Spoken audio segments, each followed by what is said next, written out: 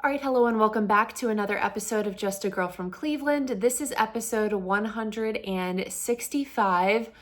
I am coming to you very late on Tuesday night when I'm recording here. I wanted to record after the first Hard Knocks episode was released, which came out at 9 p.m. It's about 10:45 p.m. now when I am recording, and just to give you a rundown of how hard it was for me to get to this point in recording. I first was losing the adapter that is attached to my microphone, couldn't find it anywhere, had to pull off every cushion on my couch, finally found it, then went to start recording and realized I now misplaced my phone. So once again, pulled off every couch cushion and found my phone within the couch cushions. Because I had lost it there while searching for the other thing that I was missing. So that's how my night is going.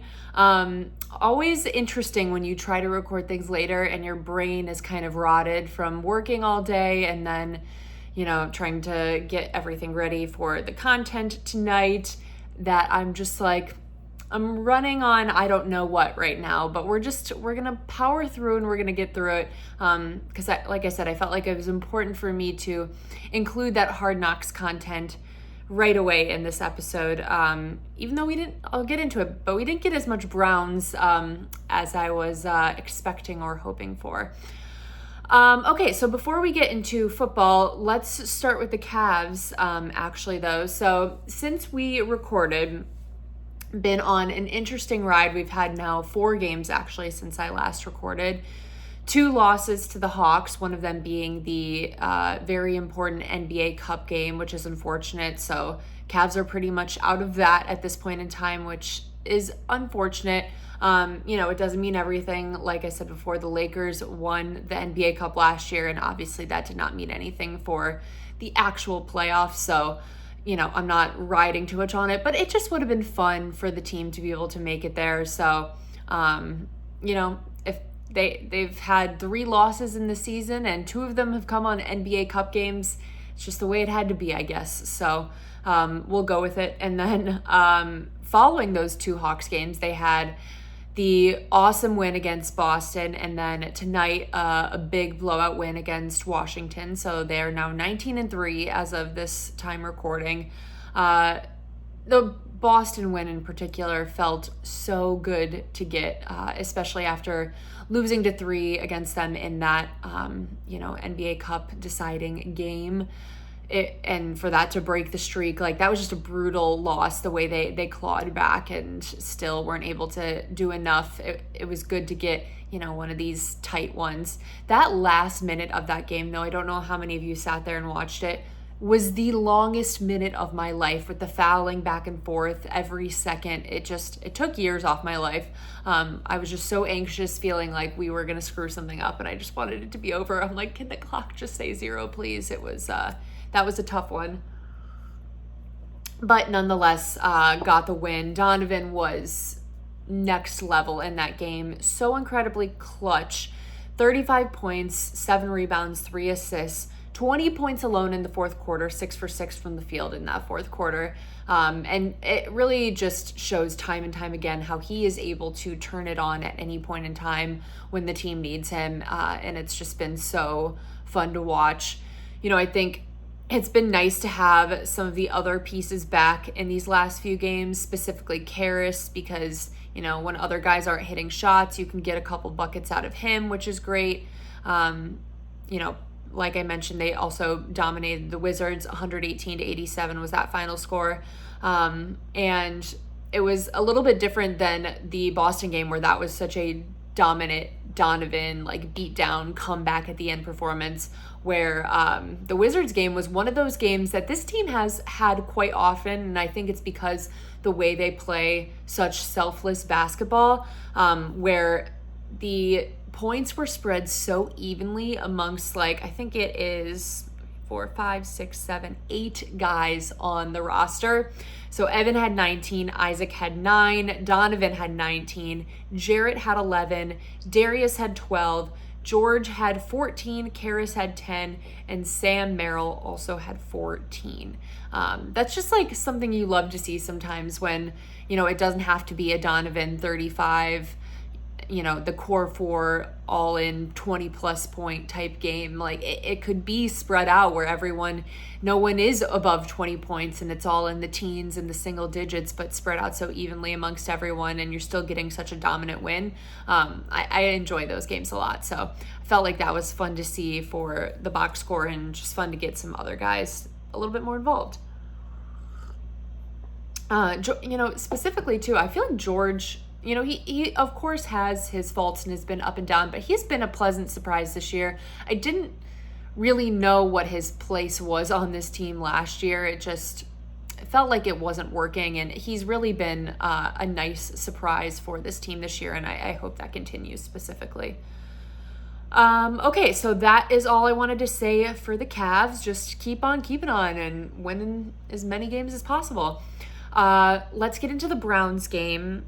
Actually, you know what? Let's get into Ohio State first before we get into the Browns game. We'll start with college and then we'll go to NFL. Completely frustrating, beyond belief loss once again to that team up north, specifically in a season when they were 6-5. You have absolutely no excuse to be losing to a team like that when your only loss so far on the season for the Buckeyes was to Oregon in a very close game, Oregon being the best team in the country right now. So that there's just no reason for that to be happening.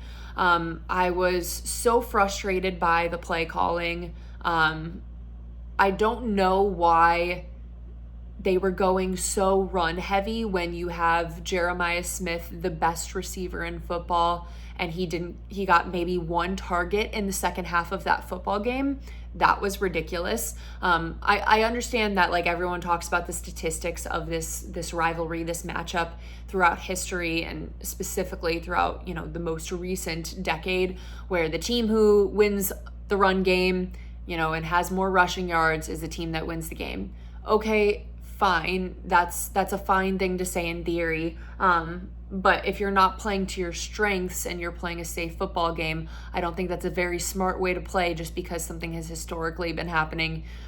You should just go to the run game. That doesn't make any sense to me. It gives me the same energy as everyone saying, when Nick Chubb carries the ball over 20 times in a game, the Browns win. So the Browns need to be doing that no matter what, ignoring all context around why Nick Chubb is getting that many carries in wins specifically. I mean, we don't need to go through that controversy again, but it gives me a similar energy to the way people were talking about that, compared to this. So that was just beyond frustrating. It felt like the defense gave it their best shot, was keeping them in it the entire game. Obviously ended up being a very low scoring game. Just dumb, stupid mistakes on offense and playing it safe the entire game, a complete lack of aggression, a complete lack of showing that you are the better team. You are the better team of those two teams, and you played scared and you acted like you were not. And that is just no way to operate in that rivalry. I don't know what they do other than fire Ryan Day and bring in someone new, because obviously it has not been working for many years now. And you can say, oh, he has, whatever record that he has, that's obviously going to be extremely high because he has the most talented players in the country on his team. That's putting him, a leg up from everyone else. That doesn't matter. It matters what you are doing in the big games in college football, in the rivalry matchups, in Big Ten championships. Are you getting to the Big Ten championship? Are you winning in the playoffs? And he is consistently not able to do those things. So I just don't know how they continue to move forward with it. Look, I don't have an answer of who the next coach should be. I don't think Vrabel wants to go to Ohio State. I think he said before he doesn't want to do the whole recruiting thing in college, which I very much understand. So I am sure he wants another NFL head coaching job, which he's probably going to get this season. So I wouldn't put our money on that one.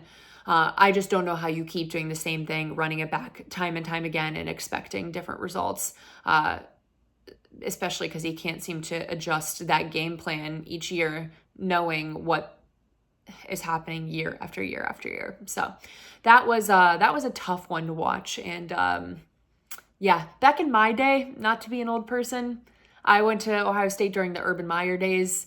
during the Cardale Jones, JT Barrett days. That's just not how things went. We had a very different world for that rivalry and that matchup when I was at Ohio State. Not, like I said, not to sound like an old person, but it's just like, yeah, this is not what I was accustomed to. And I feel like things need to change. I'm sad for the students and the players there that have not gotten to experience a win over that team. Some of my favorite days of my life. So very unfortunate. Okay, let us get into the Browns game.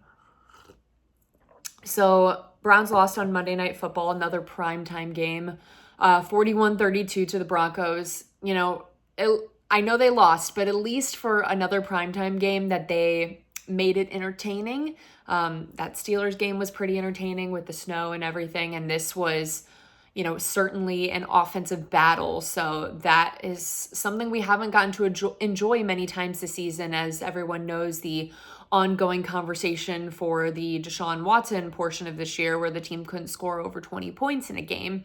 It's fun to score 32 in a pretty explosive matchup, even though the loss still happened.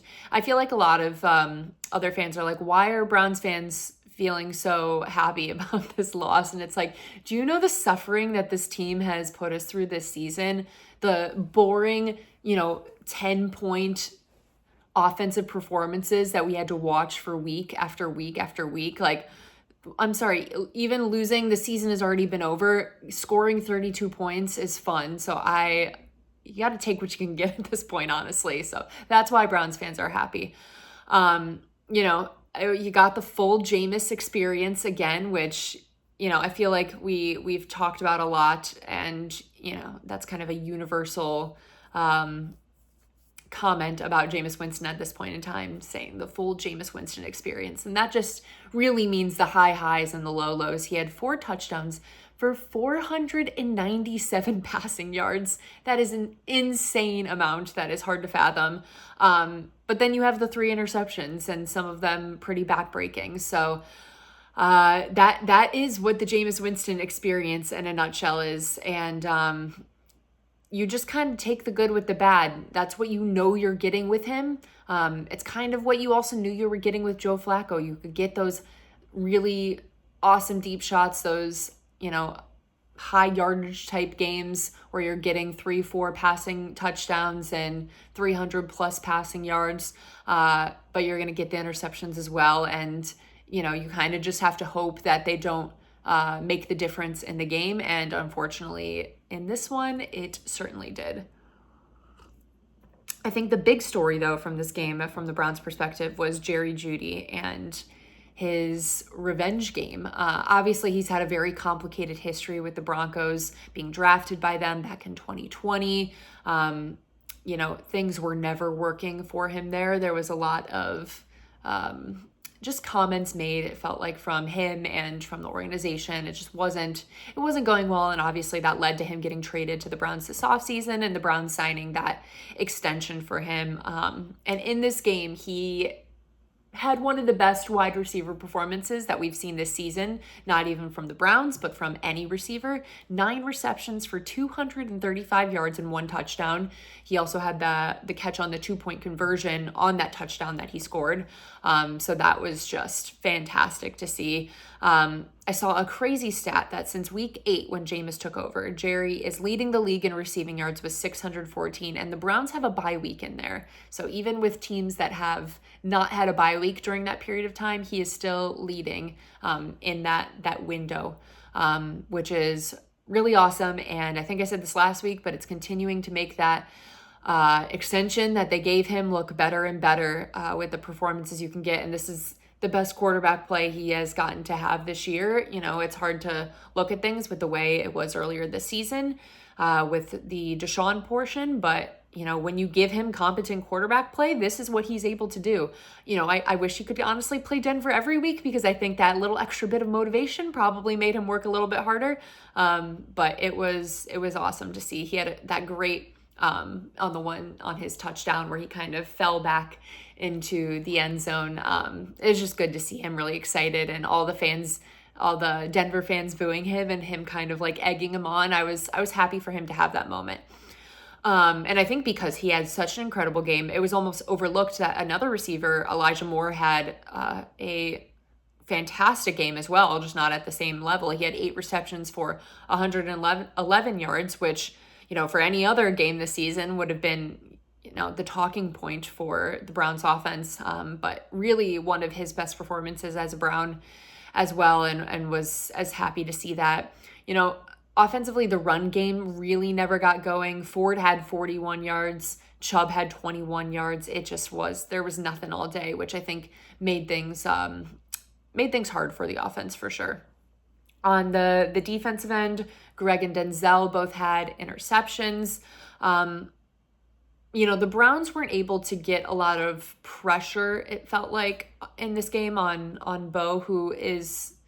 he is a talented quarterback. I think Denver might have found someone there, and someone that they could, rely on in the future. But yeah, the Browns pass rush just did not have it this week. Miles looked a little slower than usual. I kind of wonder if maybe his foot injury was bothering him more, because I feel like you can tell when Miles is dealing with something but trying to push through it, and that felt like the case this week. And I think when Miles isn't at his, best, it is amazing to see how much harder it is for everyone else, because Miles creates so many opportunities for everyone on that defensive line with the amount that he has to take on himself. So when he's struggling, I think it kind of makes the rest of the line have some struggles as well. Not to blame Miles by any means, because I don't think that was, the whole problem or anything. But when you are the best defensive player in the league, you do end up being pretty important to your team. All right, so that's all I have to say about that game. We've got Steelers game coming up this week. I think originally, was that also supposed to be a primetime game? Maybe not. I think they got something else flexed recently. That might have been Bengals, might have been flexed. I can't remember. That's beside the point. But they do have our Steelers game this weekend. So quick 2 Steelers games almost in a row with barely anything separating it. And hopefully they'll be able to get a win there, because to transition into my next topic, I am sure that game is going to be heavily featured on this in-season Hard Knocks AFC North show that is just premiered tonight. Like I mentioned, I watched it right before this so I could give it some commentary on it for this episode. And just if there were any important takeaways, it wasn't a very eventful episode. I feel like they were kind of just like setting up the stage of like, this is how much all of the AFC North battles mean to these teams. Like, Rust Belt cities, it's we're built different type vibe. Like that's what the whole like first, 15 minutes was just kind of like snow, iron, like it just a lot of that. But as much as we can say all of those types of things, it is a reality that these matchups do mean a lot more to these teams, and that these games are extremely hard fought every single time, no matter what the record of any of those 4 teams is. You put 2 of them against each other and it's going to be a tough battle no matter what. It means a little bit more. I feel like the things that they did talk about with the Browns, they did mention. So I thought it was going to be more focused on that Browns-Steelers matchup from the Thursday night game, because I thought they started filming right around then. But they much more focused on the Steelers-Bengals matchup from this most recent week. So they did touch on like what Myles Garrett did in that matchup against the Steelers, and they showed actually within the Browns when they were at like practice and training and all of that, they were in a room kind of joking about how one of the sacks that Myles got was kind of like both him and Shelby, but everyone was obviously going to give Myles more credit, and like all the players were kind of like joking about how that the announcers are going to do that, like everyone's going to do that because it's Myles, and that's kind of how things go. So I thought it was just funny to hear that kind of commentary from them.